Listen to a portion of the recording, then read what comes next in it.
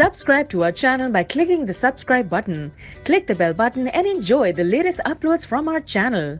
North Korea has no intention of giving up its entire nuclear stockpile and is instead mulling ways to conceal its weapons from the United States, The Washington Post reported on Saturday. The latest U.S. intelligence assessment of Pyongyang's nuclear weapons program suggests that North Korean officials are exploring ways to deceive Washington about the number of nuclear warheads and missiles and the types and numbers of facilities they have, believing that the United States is not aware of the full range of their activities, the Post reported, citing 4 U.S. officials who have seen or been briefed on the latest intelligence. The Post's report corroborates a Friday exposé by NBC News that quoted U.S. intelligence officials warning of North Korea's attempts to hide information from the U.S. about its nuclear program. NBC's report said North Korea has been secretly increasing production of enriched uranium for nuclear weapons at clandestine sites,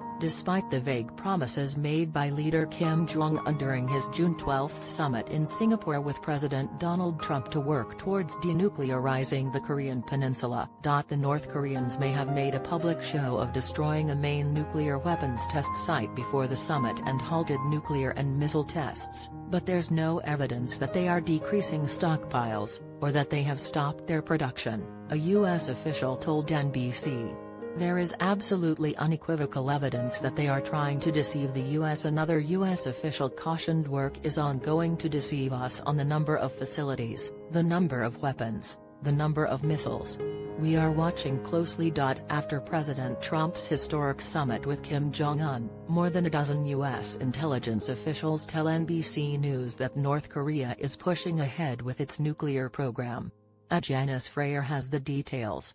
pic.twitter.com/nva5fgqzq, NBC Nightly News with Lester Holt at Nightly News July 1, 2018. CNN published satellite photos last week showing infrastructure upgrades in the works at Yongbyon Nuclear Scientific Research Center, a major nuclear research site in North Korea. Because Kim Jong-un has so far avoided making a commitment to halt research and development activities, the changes at Yongbyon are not a success or failure of the diplomatic process, but simply a signal that North Korea's nuclear infrastructure remains fully in use. Adam Mount, a director at the Federation of American Scientists, told CNN that Yongbyon continues to receive scarce funds speaks to its continued value to the regime.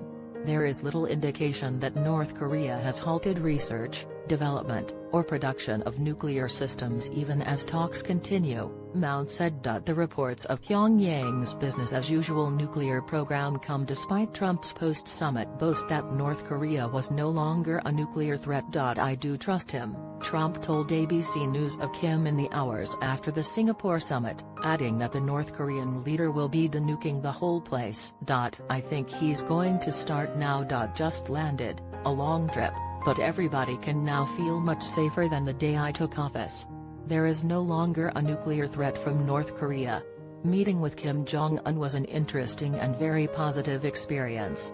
North Korea has great potential for the future, Donald J. Trump at Real Donald Trump. June 13, 2018. Secretary of State Mike Pompeo has attempted to walk back Trump's comments, telling a Senate panel last week that North Korea still remained a nuclear threat. I'm confident what Trump intended there was, we did reduce the threat, Pompeo told the panel.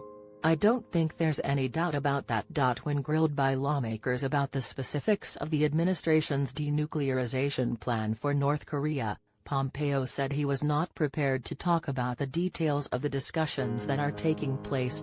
I think it would be inappropriate and, frankly, counterproductive to achieving the end state that we're hoping to achieve, Pompeo said. On June 22, Trump extended sanctions against North Korea.